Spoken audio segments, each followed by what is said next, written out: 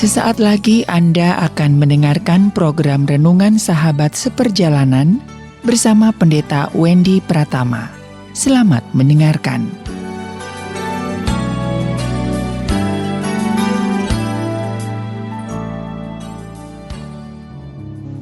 Selamat berjumpa kembali dalam layanan audio Sahabat Seperjalanan.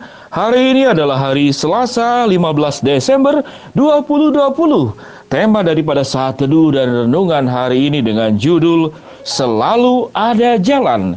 Selalu ada jalan. Firman Tuhan terambil dalam Amsal pasal 3 ayat 17. Demikian bunyi firman Allah. Jalannya adalah jalan penuh bahagia. Segala jalannya sejahtera semata-mata. Jalannya adalah jalan penuh bahagia. Segala jalannya sejahtera semata-mata. Mari kita berdoa. Bapa yang di dalam sorga, seringkali kami sebagai seorang anak Tuhan dan sebagai orang yang percaya kepada Engkau, kami seringkali merasa bahwa kehidupan kami diperhadapkan kepada jalan-jalan yang tertutup, jalan-jalan yang gelap, ataupun jalan-jalan buntu. Apakah benar bahwa Tuhan itu membawa kami kepada jalan buntu, jalan gelap, dan jalan yang tertutup?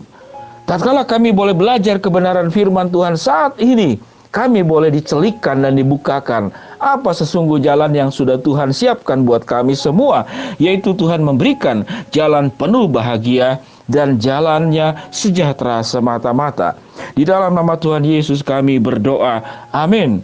Sahabat seperjalanan yang dikasihi Tuhan, betapa pentingnya jalan buat hidup kita. Tatkala kita berjalan ke satu hal, kemudian jalannya baik, jalannya mulus, ternyata tersesat, maka kita mengambil jalan yang salah. Atau kita menghadapi sebuah jalan, ternyata jalan buntu. Di depannya ternyata hutan, ataupun ada halangan, ada longsor, dan segala sesuatu. Sahabat seperjalanan yang dikasihi Tuhan, sifat manusia adalah menginginkan jalan yang lebar, jalan yang tanpa hambatan, dan jalan yang tanpa kesulitan. Namun manusia tidak pernah memikirkan bagaimana mendapatkan jalan yang benar. Jalan yang lebar, jalan yang tanpa hambatan, yang tanpa kesulitan itu belum tentu benar. Di dalam bagian firman Tuhan apa yang dikatakan dalam perumpamaan tentang jalan yang lebar, jalan yang sempit. Firman Tuhan berkata, jalan yang lebar itu menuju kepada kebinasaan, sementara jalan yang sempit dan sulit itu menuju kepada kehidupan, menuju pada kekekalan. Sehingga prinsip daripada menjadi orang percaya itu bukan berbicara tentang jalan lebar atau kemudian jalan yang sempit, bukan berbicara jalan yang lancar atau jalan yang ada hambatan. Namun yang paling harus diperjuangkan sebagai orang-orang percaya adalah berjalan di jalan yang benar. Sewaktu kita berjalan di jalan yang benar, bisa saja jalan itu juga lebar, lancar, tanpa hambatan. Namun juga ada kalanya tatkala kita berjalan di jalan yang benar, kita menghadapi jalan yang sempit, jalan yang berliku. Kemudian kadang-kadang tertutup jalan dan kita dipanggil untuk membuka jalan. Sahabat seperjalanan yang dikasihi Tuhan, harus diingat bahwa jalan yang kita lalui itu dulunya bukan jalan. Dulunya adalah mungkin seperti dalam Yohanes Pembaptis, dia berkata, akulah suara yang berseru-seru, luruskanlah jalan untuk Tuhan. Dan kau dipanggil sebagai pembuat jalan, bukan sebagai pengguna jalan. Sehingga kehidupan kita tidak boleh semata-mata hanya berbicara tentang bagaimana jalan itu lancar, tanpa hambatan, tanpa kesulitan. Tidak. Kita juga sebagai orang percaya bukan kemudian menantang Tuhan. Ya Tuhan, aku ini gagah, aku ini kuat iman. Berikanlah kesulitan, berikanlah jalan buntu, berikanlah jalan gelap, berikanlah jalan yang ada halangan. Tidak demikian juga. Saya sebagai hamba Tuhan pun tidak berdoa seperti demikian. Namun yang paling benar adalah Alkitab mengatakan kita hidup di jalan yang benar. Bukankah itu yang Yesus katakan, akulah jalan kebenaran dan hidup. Jadi artinya jalan itu harus ada di dalam kebenaran dan jalan itu harus membawa kepada kehidupan. Kehidupan di dalam orang-orang percaya yang hidup di dalam Kristus. Jadi jalan tidak boleh berdiri sendiri. Jalan itu harus benar dan jalan itu harus ada kehidupan Kristus, ada kehidupan Allah, ada kehidupan yang benar di dalamnya. Sehingga sewaktu kita berdoa, kita tidak boleh berdoa dua hal. Satu, Kita ingin kemudahan, Tuhan berikanlah jalan yang lurus, Tuhan berikanlah jalan yang terang, jangan ada kegelapan, Tuhan berikanlah jalan yang tanpa hambatan. Jangan juga kita sorohani, Tuhan aku ini beriman, aku ini kuat, berikanlah jalan yang sulit, berikanlah jalan yang gelap, berikanlah jalan yang ada hambatan, karena aku percaya Tuhan akan menolong aku di dalam perjalanannya. Tidak demikian juga. Yang Tuhan minta dalam kehidupan kita adalah bagaimana hidup kita itu bukan jalan sempit, bukan jalan yang lebar, namun jalan di dalam kebenaran.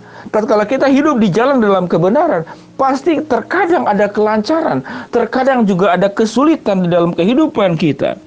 Sahabat seperjalanan yang dikasihi Tuhan, kita belajar dari satu catatan di dalam Alkitab, Lukas 16 ayat 19 sampai ke 31.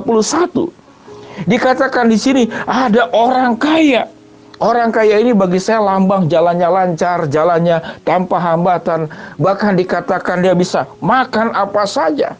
Begitu lancarnya kehidupannya. Jadi kekayaan itu salah atau tidak? Tidak, tapi harus ada kekayaan di dalam kebenaran. Lalu firman Tuhan berkata, orang kaya itu dalam kemewahannya dia berjubah ungu, sementara ada Lazarus sang pengemis dengan borok di badannya. Dia makan dari remah-remah yang jatuh dari meja si orang kaya dan berebut makanan, di Alkitab dikatakan, dengan anjing. Kita tidak memilih jadi pengemis, kita juga tidak menolak jadi orang kaya. Anda pasti ingin jadi orang kaya, saya juga ingin. Kekayaan itu bukan sebuah dosa. Namun gambaran dalam Lukas pasal 16 ayat 19 sampai ke 31. Orang kaya ini tidak di jalan benar. Kalau tidak di jalan benar, kenapa? Mungkin dia tidak mempercayai Tuhan. Atau dengan kekayaannya sampai kemudian Lazarus yang miskin harus kemudian mengais-ngais remah-remah yang jatuh dari meja orang kaya. Artinya orang kaya ini tidak bisa menggunakan kekayaannya dengan benar. Sampai ada orang yang tersulit, orang yang terpuruk, orang yang kelaparan, namun orang kaya ini makan kekenyangan, masih terus dimakan apa yang ada di hadapan mejanya. Sahabat seperjalanan, kisah dalam Alkitab dalam Lukas 16 apa yang dikatakan? Akhirnya dikatakan orang kaya itu masuk ke dalam perapian yang menyala-nyala.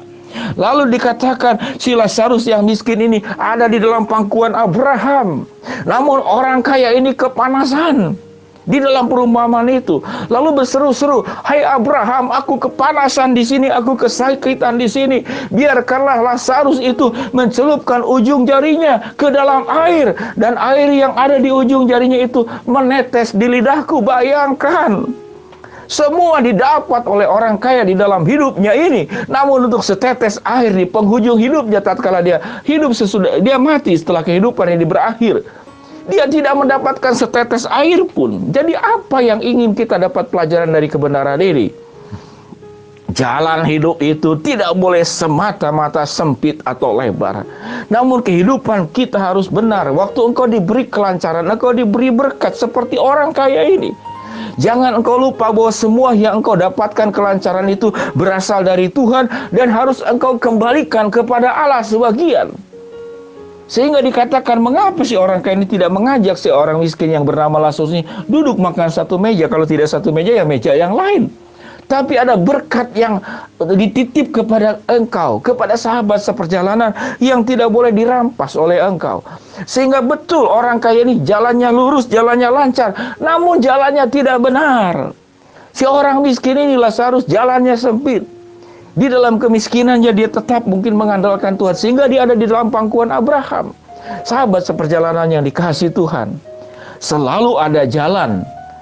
Kita berdoa agar mendapatkan jalan yang lancar, yang tanpa kegelapan, dan jalan yang bukan buntu. Namun selebih daripada itu di dalam doa-doa kita, yang melebihi doa kita permohonan jalan yang lancar adalah hidup di dalam jalan kebenaran. Itu lebih utama daripada segala sesuatunya. Selalu ada jalan, namun pilihlah jalan yang ada di dalam kebenaran. Mari kita berdoa. Bapa yang di dalam sorga, hamba-Mu berdoa buat sahabat seperjalanan yang sedang sakit di rumah sakit maupun di rumah. Tuhan jamah, Tuhan sembuhkan. Buat sahabat seperjalanan yang sedang menghadapi kendala, kesulitan, jalan yang tertutup, jalan yang gelap, Engkau Tuhan bukakan jalan dan kami hidup di dalam jalan kebenaran. Dan kami berdoa ya Tuhan, buat sahabat seperjalanan yang sedang memohon berharap sesuatu, Tuhan akan kabulkan sesuai dengan waktu, rencana, dan di dalam kehendak-Mu. Pada akhirnya ya Tuhan, tolong kami semua sahabat seperjalanan, di dalam kehidupan kami mencari jalan-jalan. Tuhan akan membuka jalan. Firman-Mu berkata, Amsal 3 ayat yang ke-17, Tuhan sudah menyediakan jalan yang penuh dengan bahagia. Tuhan juga sudah menyediakan segalanya, jalannya itu sejahtera, dan dikatakan sejahtera semata-mata. Namun juga yang paling utama, bahwa kami hidup di dalam jalan kebenaran. Di dalam nama Tuhan Yesus kami berdoa. Amin. Shalom sahabat seperjalanan, selamat beraktivitas, Tuhan memberkati. Saya mendoakan sahabat seperjalanan selalu sehat. Shalom, amin.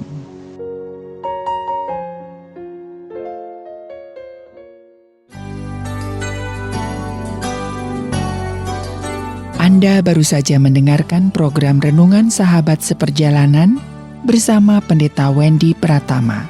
Terima kasih atas perhatian Anda. Tuhan Yesus memberkati.